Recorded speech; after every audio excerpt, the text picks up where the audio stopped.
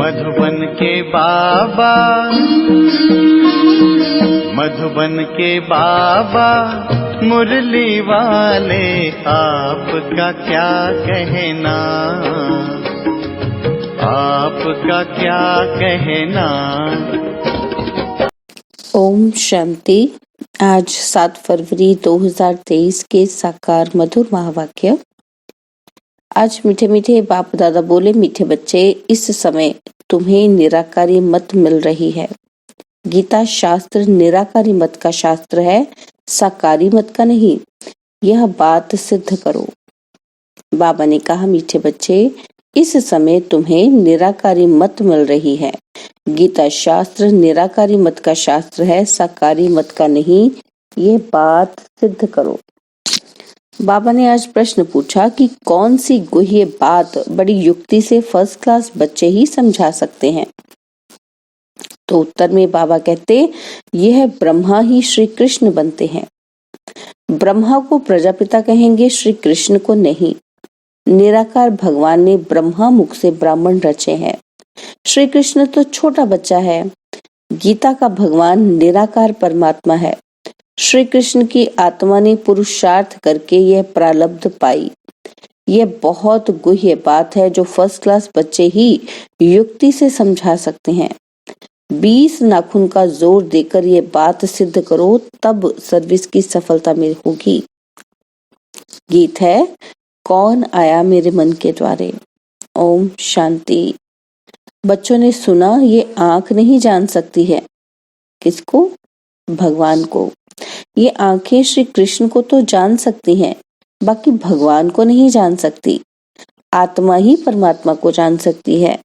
आत्मा मानती है कि हमारा परमपिता परमात्मा निराकार है, और निराकार होने के कारण, इन आंखों से ना देखने के कारण इतनी याद नहीं ठहरती। यह निराकार बाप निराकारी बच्चों यानी कि आत्माओं को कहते हैं कि तुमको निराकारी मत मिलती है। गीता शास्त्र है ही निराकारी मत का, साकारी मत का नहीं है। गीता धर्म शास्त्र है ना, इस्लामियों आदि का भी धर्म शास्त्र है। इब्राहिम ने उच्चारा, बुद्ध ने, क्राइस्ट ने उच्चारा, उनों के तो चित्र हैं। गीता जो सर्वशास्त्र शिरोमणि है, उसके लिए मनुष्य ने श्री कृष्ण का चित्र दिखा दिया है, परंतु बाप समझाते हैं ये रॉन्ग है। गीता मैंने उच्चारी, मैंने राजयोग सिखलाया और स्वर्ग की स्थापना की है। मैं हूँ निराकार परम पिता परमात्मा। मैं तुम सर्व आत्माओं का बाप, मनुष्य सृष्टि का बीज रूप हूँ। मुझे ही वृक्षपति कहा जाता है। श्री कृष्ण को वृक्षपति नहीं कहेंगे। परमपिता परमात्मा ही मनुष्य सृष्टि का बीज रूप क्रिएटर है। श्री कृष्ण को क्रिएटर नहीं कहेंगे। वह तो सिर्फ दैवी गुण वाला मनुष्य है। भगवान है एक। श्री कृष्ण को कोई सभी का परमात्मा नहीं कह सकते। बाप कहते हैं कि मैं 5000 वर्ष के बाद कल्प के संगम पर आता हूँ। मैं सारी सृष्टि का बाप हूँ। मुझे ही गॉड फादर कहते हैं। श्री कृष्ण का नाम देने से परमपिता परमात्मा को जान नहीं सकते। ये बड़ी भारी भूल कर दी है। गीता द्वारा आदि सनातन देवी देवता धर्म मैंने ही स्थापन किया है। मुझे शिव व रुद्र भगवान कहा जाता है, और कोई भी सूक्ष्म देवता को व मनुष्य को भगवान नहीं कहा जाता। लक्ष्मी नारायण आदि को कोई भी परमात्मा नहीं कहा जाता। कहा जाता है परमात्मा एक है। भगवानुवाच भी है तो जरूर भगवान आया होगा और आकर के राजयोग सिखाया है। बाप कहते हैं कि कल्प पहले भी मैंने तुम बच्चों को कहा था। श्री कृष्ण कभी भी बच्चे बच्चे नहीं कह सकते। परमपिता परमात्मा ही सबको बच्चे कहते हैं। कल्प पहले भी मैंने तुम बच्चों को कहा था कि देही अभिमानी बनो। मुझ निराकार को अपना बाप भगवान समझो। साकारी बाप प्रजापिता ब्रह्मा ठहरा, क्योंकि ब्रह्मा द्वारा ही भगवान ने ब्राह्मण ब्राह्मणियां रचे हैं। श्री कृष्ण प्रजापिता नहीं है। भगवान कहते हैं कि मैं ब्रह्मा मुख द्वारा ब्राह्मण ब्राह्मणियां रचता हूँ। ये ब्रह्मा ही श्री कृष्ण बनता है। ये कितनी गुह्य बात है, ये समझाने में बड़ी युक्ति चाहिए। फर्स्ट क्लास बच्चियां ही समझा सकेंगी। बाप कहते हैं बहुत अच्छा बच्चा व बच्ची हो जो सिद्ध करे कि गीता का भगवान निराकार परमात्मा है। जिसने गीता रची उसने ही बच्चों को राजयोग सिखाया और स्वर्ग रचा। जरूर ऊंचे से ऊंचा बाप ही राजयोग सिखाएगा। श्री कृष्ण ने तो प्रारब्ध पाई है, प्रारब्ध देने वाला है परमपिता परमात्मा। श्री कृष्ण है उनका बच्चा। श्री कृष्ण की आत्मा ने पुरुषार्थ किया और प्रारब्ध पाई। पुरुषार्थ कराने वाले को उड़ाकर पुरुषार्थ कर प्रारब्ध पाने वाले का नाम रख गीता को खंडन कर दिया है। सर्विस को बढ़ाने के लिए बच्चों को 20 नाखून का जोर देना चाहिए। गीता किसने उच्चारी? गीता द्वारा कौन सा धर्म किसने स्थापन किया? इस ही बात से तुम अच्छी रीति जीत पहन सकते हो। परमपिता परमात्मा द्वारा स्वर्ग के मालिक बनते हैं, ना कि श्री कृष्ण द्वारा। तो इस बात पर मेहनत करनी है। सब शास्त्र हैं गीता के बच्चे। तो बच्चों से कभी वर्षा मिल नहीं सकता। वर्षा तो जरूर बाप ही देंगे।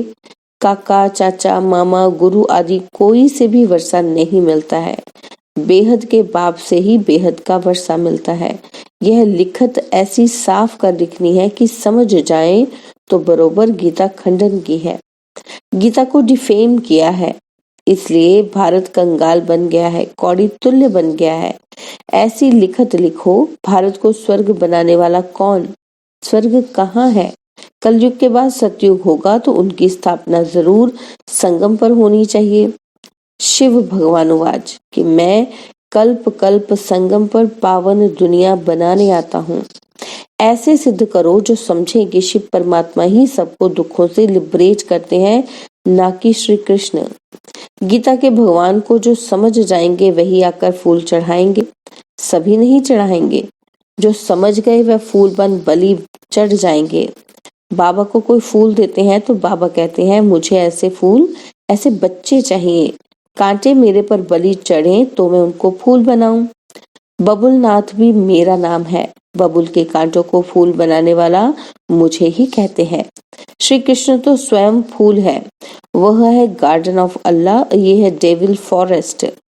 इनको फिर डीटी गार्डन बाप बनाता है। तुम ही नई दुनिया के मालिक बनते हो। लक्ष्मी नारायण की डीटी डिनाइस्टी कही गई है, ब्राह्मण कुल की डिनाइस्टी नहीं कहेंगे। ये ब्राह्मण कुल है। परमपिता परमात्मा ने ब्रह्मा द्वारा प्रजा रची है, इसलिए इनको प्रजापिता कहा जाता है। शिव बाबा को वो श्री कृष्ण को प्रजापिता नहीं कहेंगे। यह तो कृष्ण पर कलंक लगाए हैं कि 16,108 रानियां थी। यह तो प्रजापिता ब्रह्मा ने इतने बच्चे और बच्चियां पैदा की है। ज्ञान का सागर है ही एक परमपिता परमात्मा। पाप का दंड धर्मराज देते हैं। प्रेसिडेंट को भी बड़े से बड़ा जज कसम देंगे। राजा से कभी कसम नहीं उठवाया जाता है, क्योंकि उन्हें राजा बनाता है भगवान। वह है अल्पकाल के लिए। यहाँ तो बाप 21 जन्मों के लिए राज्य भाग्य देते हैं। वहाँ कसम उठाने की बात नहीं है। यह मनुष्य सृष्टि रूपी वृक्ष है, कोई जंगली वृक्ष नहीं है। परमपिता परमात्मा को वृक्षपति कहा जाता है। श्री कृष्ण इस वृक्ष का राज नहीं बता सकते, वृक्षपति ही समझा सकते हैं। नर से नारायण तो बाप ही बनाएगा ना कि श्री कृष्ण। मुख्य धर्म शास्त्र है 4, बाकी सब है दंत कथाएं। पहला धर्म कौन सा स्थापन हुआ और किसके द्वारा? स्वर्ग में था देवी देवता धर्म, तो जरूर बाप ही रचेगा। बाप पुरानी दुनिया से लिबरेट करते हैं, क्योंकि दुख बहुत है। त्राही त्राही करते हैं। बाप से स्वर्ग का वर्षा लेना है तो अभी लो। साधारण आदमी कोई वर्षा दे नहीं सकता। बच्चों को सर्व प्राप्ति कराने वाला है ही बाप। बेहद का बाप ही स्वर्ग का मालिक बनाते हैं। ऐसी टेम्पटेशन देनी है। जैसे शिकारी लोग कोई से शिकार कराते हैं तो सारी तैयारी कर शिकार सामने लाकर सिर्फ उनसे शिकार कराते हैं। यहाँ शिकार कराना है माताओं से। बाप कहते हैं शिकार माताओं के आगे ले आना है। माताएं बहुत हैं, नाम एक का बाला हो जाता है। तुम शक्ति सेना हो। शक्ति डिनाइस्टी नहीं कहेंगे। शक्ति सेना की मुख्य है जगदम्बा, काली, सरस्वती। बाकी चंडिका आदि उल्टे नाम भी बहुत रख दिए हैं। तो तुम बच्चों को ऐसी बातों पर क्लियर करना है कि ऊंचे से ऊंचा भगवान, फिर ब्रह्मा विष्णु शंकर। प्रजापिता ब्रह्मा की बेटी है सरस्वती, उनको गॉडेज ऑफ नॉलेज कहते हैं, तो जरूर उनके बच्चों को भी गॉडेज ऑफ नॉलेज कहेंगे। अंत में विजय तो तुम्हारी होने वाली है। कोई कोई गीता के वेदों का कोई गीता से वेदों का मान ज्यादा रखते हैं, तो भी गीता का प्रचार ज्यादा है।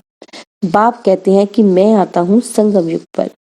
श्री कृष्ण का चित्र है ही सतयुग का, फिर 84 जन्मों में रूप बदलता जाता है। ज्ञानी तो आत्मा तब बन सकते हैं जब परमपिता परमात्मा आकर आत्मा का ज्ञान देवे। परमपिता परमात्मा है ज्ञान का सागर, उन द्वारा तुम ज्ञानी तो आत्मा बनते हो, बाकी सब हैं भक्त तो आत्मा। बाप कहते हैं मुझे ज्ञानी तो आत्मा प्रिय लगते हैं। महिमा सारी गीता की है, ध्यानी से ज्ञानी श्रेष्ठ है। ध्यान ट्रांस को कहा जाता है। यह तो बाप से योग लगाना है, ध्यान में जाने से कोई भी फायदा नहीं है। बाप कहते हैं मैंने राजयोग सिखाया था। श्री कृष्ण को यह प्रारब्ध मैंने ही दी थी, जरूर अगले जन्म में पुरुषार्थ किया होगा। सारी सूर्यवंशी राजधानी ने मेरे द्वारा ही प्रारब्ध पाई है। देलवाड़ा मंदिर का कॉन्ट्रास्ट भी ऐसे लिखो जो पढ़ने से ही मनुष्यों को झट तीर लग जाए। फार्म भी भराना है कि बेहद का बाप ज्ञान का सागर है, बहुत मीठा है, हमको राजयोग सिखलाता है। उस सतगुरु बिगर है घोर अंधियारा। ऐसे बाप की महिमा करने से बुद्धि में लव आएगा। बाप सम्मुख आकर जन्म दे तब तो लव होगा ना। तुमको जन्म दिया है तब तो लव हुआ है। बाप कहने से ही स्वर्ग याद आता है। बाबा स्वर्ग की स्थापना करते हैं, हम उनसे वर्षा ले रहे हैं। विश्वास करो या ना करो, बेहद का बाप तो सभी का बाप है, उनसे जरूर स्वर्ग का वर्षा मिलेगा। बाप है ही नई दुनिया का रचयिता, तो जरूर नई दुनिया का वर्षा देगा। अच्छा, मीठे मीठे सिकिलदे बच्चों प्रति माता पिता बाप दादा का याद प्यार और गुड मॉर्निंग। रूहानी बाप की रूहानी बच्चों को नमस्ते। हम रूहानी बच्चों की रूहानी बाप दादाजी को दिलवा जान सिकवा प्रेम से नमस्ते। ओम शांति। प्यारे बाबा, मीठे बाबा, मेरे बाबा, शुक्रिया बाबा, शुक्रिया बाबा, शुक्रिया बाबा। धारणा के लिए मुख्य सार है, पहला पॉइंट है, बाप का प्रिय बनने के लिए बुद्धि में ज्ञान को धारण कर ज्ञानी तो आत्मा बनना है। बाप से योग लगाना है, ध्यान की आश नहीं रखनी है। सेकंड पॉइंट है, माताओं को आगे रख उनका नाम बढ़ाना है। अथॉरिटी से गीता के भगवान को सिद्ध करना है। 20 नाखून के जोर से सर्विस को बढ़ाना है। बाबा ने आज वरदान दिया कि श्रेष्ठ जीवन की स्मृति द्वारा विशाल स्टेज पर विशेष पाठ बजाने वाले हीरो पाठधारी भव। श्रेष्ठ जीवन की स्मृति द्वारा विशाल स्टेज पर विशेष पाठ बजाने वाले हीरो पाठधारी भव। ब्रह्मा बाप ने आप बच्चों को दिव्य जन्म देते ही पवित्र भव, योगी भव का वरदान दिया। जन्मते ही बड़ी माँ के रूप में पवित्रता के प्यार से पालना की। सदा खुशियों के झूले में झुलाया। सर्व गुण मूर्त, ज्ञान मूर्त, सुख शांति स्वरूप बनने की हर रोज लोरी दी। ऐसे माता पिता के श्रेष्ठ बच्चे ब्रह्मा कुमार कुमारी हैं। इस जीवन के महत्व को स्मृति में रख विश्व की विशाल स्टेज पर विशेष पाठ हीरो पाठ बजाओ। स्लोगन है, बिंदु शब्द के महत्व को जान बिंदु बन, बिंदु बाप को याद करना ही योगी बनना है। बिंदु शब्द के महत्व को जान बिंदु बन, बिंदु बाप को याद करना ही योगी बनना है। ओम शांति। आज हम मातेश्वरी जी के भी अनमोल महावाक्य सुनेंगे।